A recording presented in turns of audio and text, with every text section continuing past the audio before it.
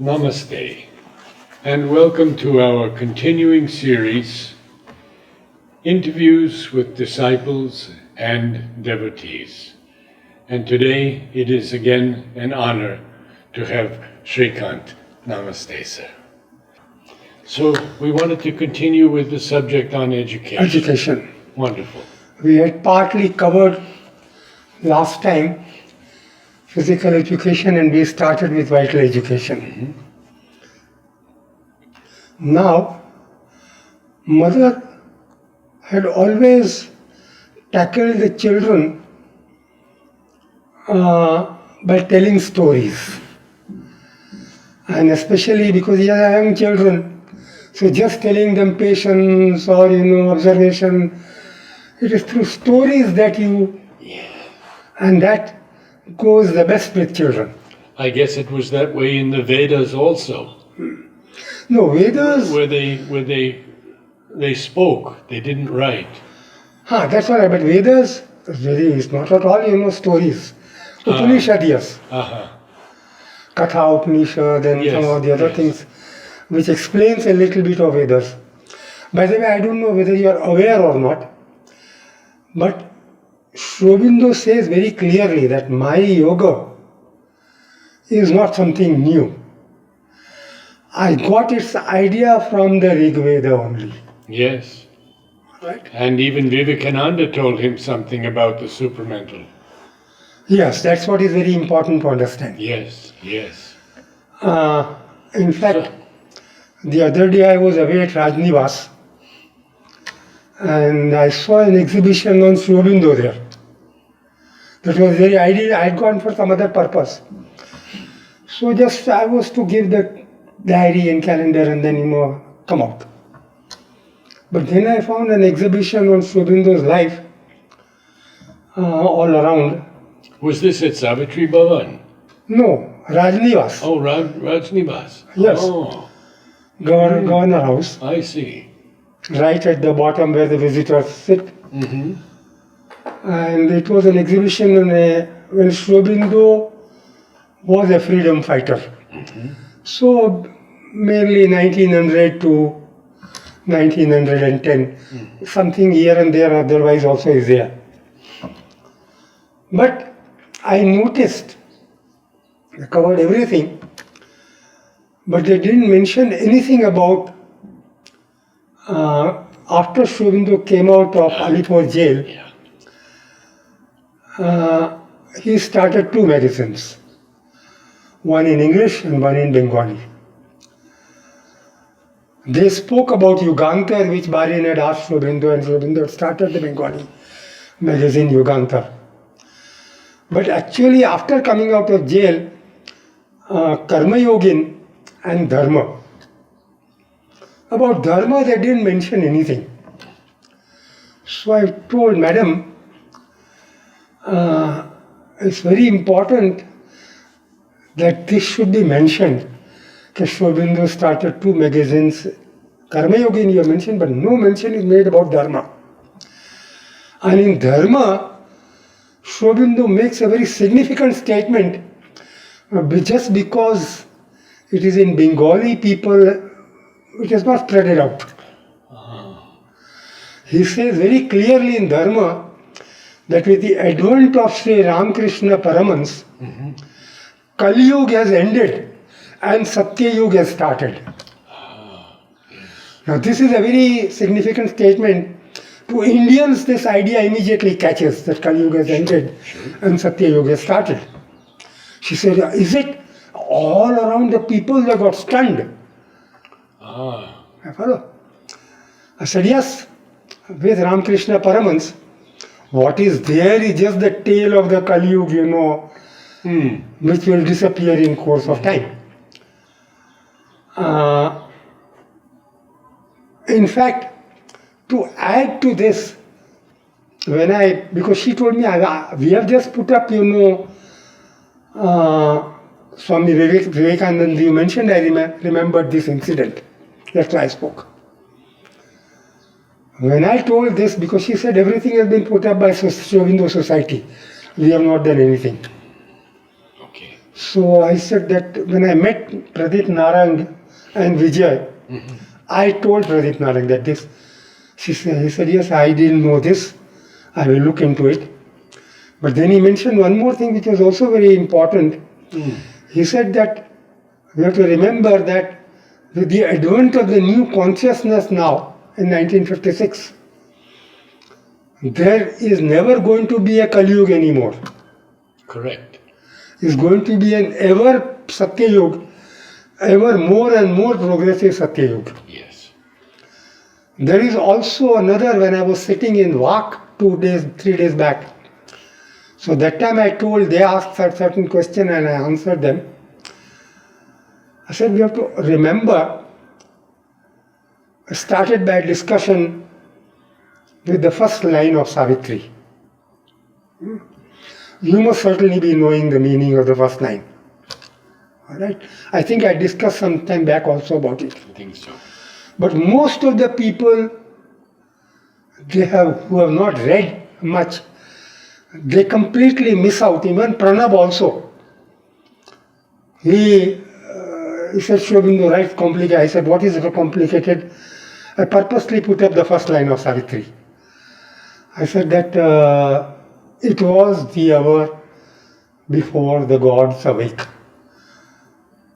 Now what is the meaning of this? So I said, why does he write in a complicated way? He could have said it is a morning. First of all, it doesn't mean that. We know thoroughly well, those of us who have studied a little more in detail. So it doesn't mean that. And even if it says that it was morning, and he says it's complicated, I immediately struck upon, and I said in Bengali, a poet has written, Nisha Holo Avashan. Have I spoken this earlier? No. So this is very important. I am on Mother and Aurobindo. Savitri's first line is one of the most important lines in the history of poetry and in Savitri.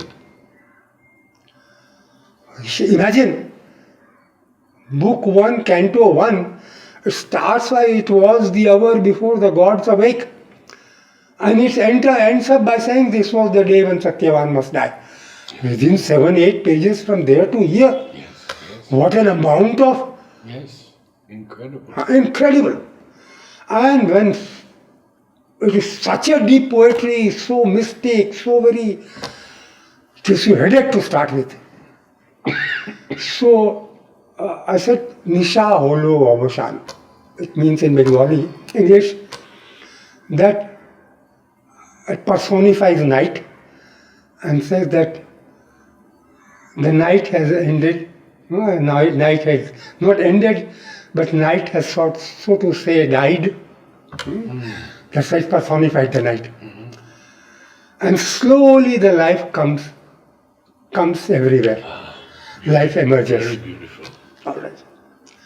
So I said, why had the poet to write this, that the night has died? He could have said, that it is morning. Now he was completely taken aback. I didn't tell him that this is your poem, but he knew that it is his poem, Pranab's poem. I cut a joke on him by saying that why this poet has written so complicated way that night has ended. Right? From that day onwards, he never said that Aurobindo writes in a complicated way. Alright. Because he used to tell many people this. I was one person, very freely I talk with him. If I don't think something is not right, I will immediately tell him on his face. Whoever it is. Be it Pranab, be it Nalendra. And that's why a lot of the problem, if we go to the history of the ashram, that will be one of the chapters we will take up. Because history of the ashram, there is none so well versed among living than myself. Because I have had teachers, Uda, Vishwanatha, Shambhuda, Badurida, all right, Pradyodha, from engineering section, and of course at initial level I had Manoj and... what about Sunil? Did you ever have Sunil? I never had Sunil nor Jumur. Alright. I've heard about Sunil or even Narad, but I had a lot of contact with Sunil. Lot of contact with Sunil.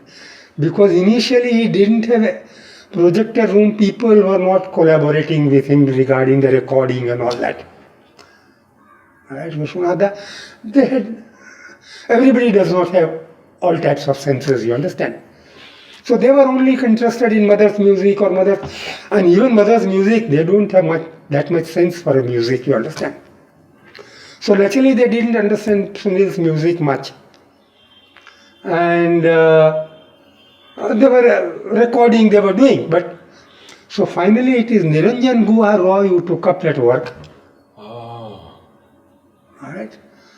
And Jumur said that well, he learnt up. Few days back only she told me he really learnt up well and he did that work.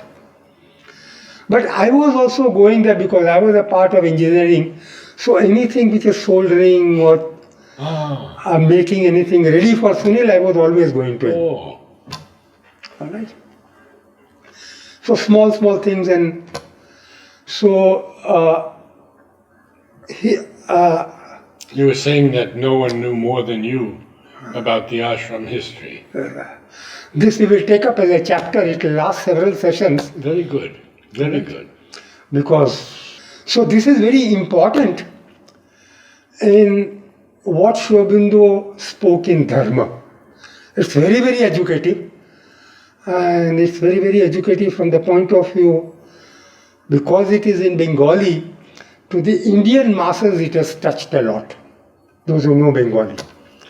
Has it been translated? So today I have brought, in fact, very next session I went to her and I took these two stories that Sri Aurobindo is written in Dharma and I gave her. Oh, you gave it to the governor? Yes. And she was stunned again, because at the end of the first story, which is a very short story which I will read today, in fact I brought it because it's very, very educative, and then the statement which Sri Aurobindo makes at the end, it is that which is fantastic. Alright? I will not sort of tell you the statement. To her she had no time, so I just marked the statement and she read it there, and she was, my Lord, he has written this. This is the statement at the end. She read it herself. He has written this. So I will read this whole story. It is in Bengali, and Bengali it is so beautiful that no translation is going to work. This is translated by no less than Professor Arindam Basu. But even then, there is no match to what is there in Bengali. Alright? Both the stories. So the ideal of forgiveness and a dream. These are the two stories that he has written. And they are so fantastic in its Bengali and its the way the Indian masses. The moon was drifting slowly through the clouds. Far below, the river danced along in its course, mingling its murmur with the winds. Wondrously beautiful was the earth in half moonlight, half darkness. All around were forest retreats of rishis,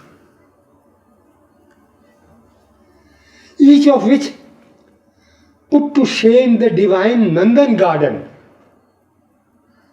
Nandan garden in heaven, huh?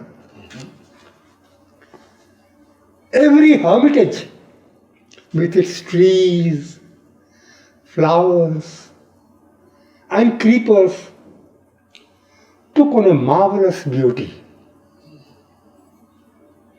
On such a moon-enraptured night, Brahmarshi Vasishtha said to his wife Arundhati Devi, Devi, please go and ask for some salt from Rishi Vishwamitra. Amazed at this request, Arundhati Devi asked, "What is it that you are commanding me to do? I am at a loss to understand." He who has robbed me of 100 sons, 100 sons were killed by Vishwamitra. Even as she said these words, her voice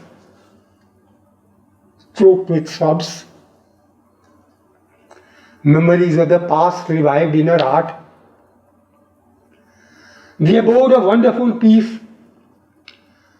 was pained to its depths. She continued, "My 100 sons used to chant the Veda on such moonlit nights. All of them learned in the Veda and devoted to Brahman. He has destroyed those 100 sons of mine. You are asking me to beg salt from his ashram? I am bewildered as to my duty." Slowly, the Rishi's face was filled with celestial light. From the depths of his ocean-like heart came these words, "Devi, I love him." Arundhati's amazement increased. "If you love him," she said, "you might as well have addressed him as Brahmarshi, and I would not have been deprived of my 100 sons." The Rishi's face took on a singular beauty. "I did not call him a Brahmarshi just because I love him,"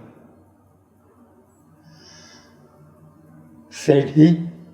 "It is because I have not done so that there is still hope of his becoming a Brahmarshi."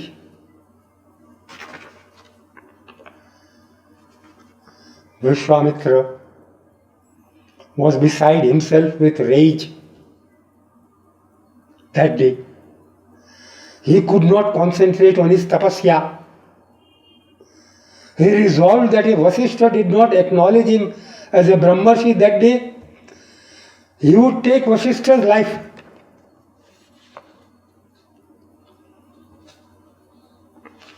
To carry out his resolve, he left his cottage, armed with a sword, slowly came by the side of Vasishtha's cottage and stood there. He heard all that Vasishtha Deva said. His grip on the sword loosened.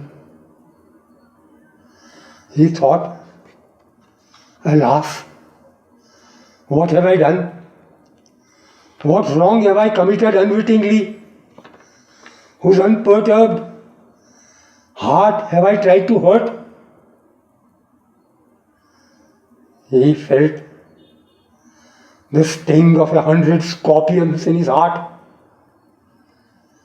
and it burnt with repentance. He rushed in and fell at Vasishtha's feet.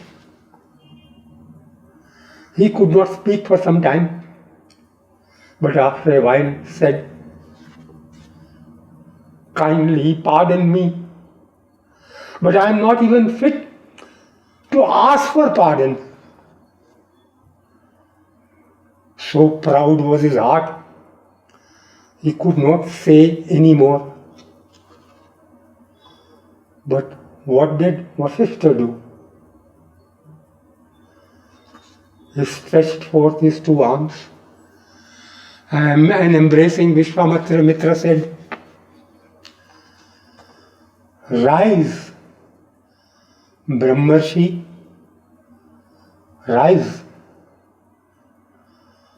Doubly embarrassed, Vishwamitra said, "Why do you deride me, my lord?" "I never tell a lie," replied Vasishtha. "Today, you have become a Brahmarshi. You have shed your pride. Today you have attained the status of Brahmarshi.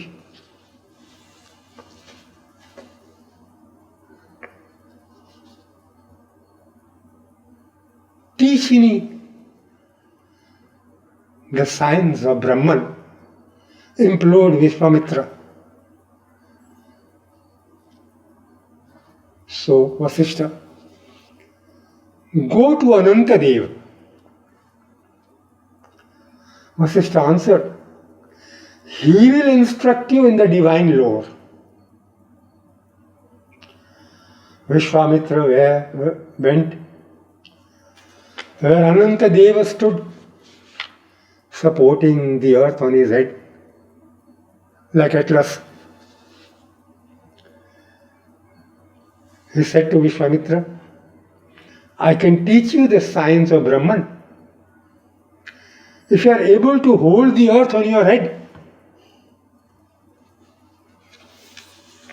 Still proud of his powers, won by austerities, Vishwamitra exclaimed, "Let go the earth, I shall take it on my head." "Hold it then, I am letting it go." The earth began to spin down and further down in space. "I offer the entire fruit of my tapasya," cried out Vishwamitra. "Let the earth be steady." Yet the earth did not become still. Anantadev said aloud, "Vishwamitra, you have not yet done enough tapasya to support the earth. Have you ever been in holy company? Offer the fruit of that." "I was with Vasishtha for a moment," said Vishwamitra. "Then offer up the merit of that," said Anantadev. "I surrender that fruit," replied Vishwamitra. Slowly, the earth grew still.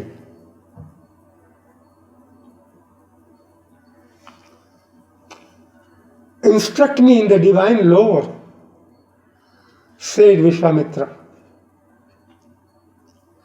"You fool!" exclaimed Anantadeva. "You asked me for the knowledge of Brahman instead of one. As a result of his momentary company, the earth stood still." Vishwamitra was seized with anger. He thought Vasishtha had deceived him. He hurried back to Vasishtha and asked, "Why have you misled me?" Unruffled, Vasishtha solemnly answered, "If I had instructed you in Brahman knowledge, then you would not have had any faith in me. You have it. Now you have it. You will have it." Vishwamitra learned the science of Brahman from Vasishtha. Now is the last paragraph. Yeah. Such seers and saints once lived in India. Such was their ideal of forgiveness. Such power one could gain by ascesis, as would hold the earth in space.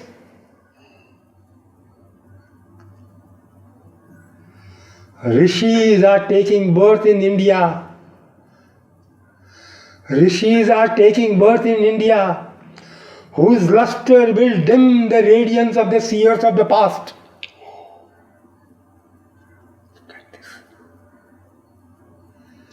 Whose radiance will dim the radiance of the seers of the past, who will bring to India a glory greater than she has ever known before. He saw that so early. Aurobindo has written this in 1909. Who translated it? Arindam Basu. Oh.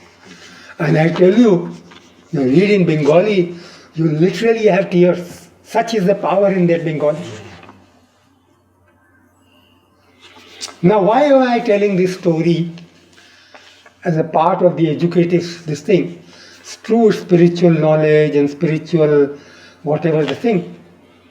But it really, this is a story not only meant for children, it's meant for everybody. In the Western world does not. To Lakshman, when I see this, Lakshman says, I also don't know about this story. Ah, Lakshman said. Mm-hmm. Lakshman is my brother-in-law, and that's my sister. Yes, Hansa. Yes. So now, in Bengali, a lot of the richness Aurobindo has written has not come out. This story, Dream, also is like that, a beautiful story. So now, why did this happened in Vak? And how can we say that fierce and greater what Aurobindo is telling? What is the meaning of this? I mentioned to you about alien. I have just some glimpse about alien and Savitri are with Kittu. And Kittu had told people, okay, let us not forget that Srikant is one of the authority on alien and Savitri in ashram. I have studied that thoroughly. And because the study was, it is mother who was behind me. She herself became my teacher. So what is the meaning of this? 1909?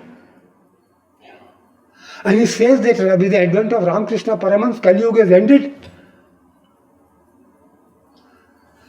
So, the work that had to be done,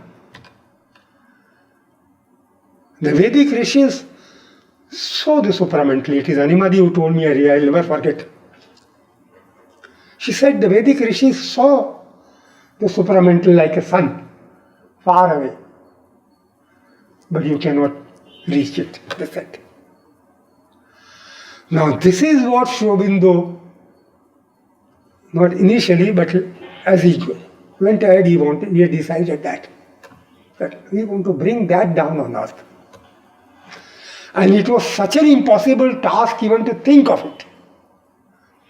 But the time had come in new, and that is why so many great people came in India at that time. So many. Ramakrishna Paramahans, Swami Vivekananda, Anandamayi Ma. Raman Maharshi. Huh? Raman Maharshi. Raman Maharshi. In fact, my uncle, our family has had a long history of spiritual people. So my own uncle, that is my father's younger brother, was last 4 years, 1946 to 1950, he was with Raman Maharshi there in Ramanashramam. And he was here also. But he could not see the great vision that mother was trying to do here. That mixing up East and West culture, he could not take. He said, no, your mother is too much Western, Indian things are not He had got his Diksha from Ma Anandamayi. And finally he died in Haridwar only. He's a great person. He comes and sits, and you sit in with him even for slightly 2 minutes of meditation, you start seeing red, yellow, light, orange, all types of orange lights you start seeing. Everybody used to see. So, the first my touch to spirituality came through Mahanandamayi. I must have been a boy of 5 or 6 when he had brought Mahanandamayi to Rajkot. Right? And that is my first sort of the vision of that Ma Anandamayi with her hair which was open. I yet have that image sort of in my vision. I was a vagabond, I was a very, very mischievous boy in my childhood. But that I remember. I also, in my childhood, in 1949, my mother came to Pondicherry. Now, I was a boy of 4 years. And my younger brother, Rasesh, was probably just 2 years or less than 2 years. So he could not be taken. He could not be left behind. And 2 children was impossible for her to manage and take, I cried like anything that I want to come to Pondicherry and all that. But it was not possible. So my father then made a promise to me that daily I will take you on the bicycle around the race course. And that daily I'll read you something that you will find it interesting. So I have the vision of that also, that he read me from Bal Dakshina Gujarati and showed the symbol of the mother, especially wherever E-group girls, even in video also is shown that how the girls made the symbol of the mother. You remember that, no? And instantaneously, even at that age, I had made up my mind that I want to be a part of this. Even at the age of 4. So much so, and so strong was my desire to be a part of that. But these are all girls. All right, then I want to be a girl. So for a very long time, I wanted to become a girl. Okay, well, this is girls who have done this. So this is how within me, at the age of 11, finally, we were supposed just to come for 15 days' time. From 1st August we came, even the tickets were booked 16th August. You have to go. My father had decided to stay here. My mother, Hansa, myself and my younger brother, we were to go. But then, by the 16th of August, we started liking, especially Hansa sort of. She was much elder. She was elder to me by 2.5 years, 3 years. So, at the age of 14, the girls are pretty much mature. The girls get more mature than the boys. So she asked me and she asked us, I don't remember. I like it, yes, let us give a try to stay. So that's how we are here. Can we cover some of Mother's stories? You began with Mother's story. So now this story, the last portion, let me finish it. So it is Animadi who told me that, and they had come down. Let us also remember the first line of Savitri, it was the hour before the gods awake, where the first part of the creation is over. The second part of the creation were the Vedic gods. And the Vedic gods are all over mental. Mm-hmm. So what the gods and goddesses have come down at that time till today, many of our children, they are gods and goddesses. But we are growing for a far greater future. At the same time, lot of the down below the earth is so difficult, the pressure of the earth.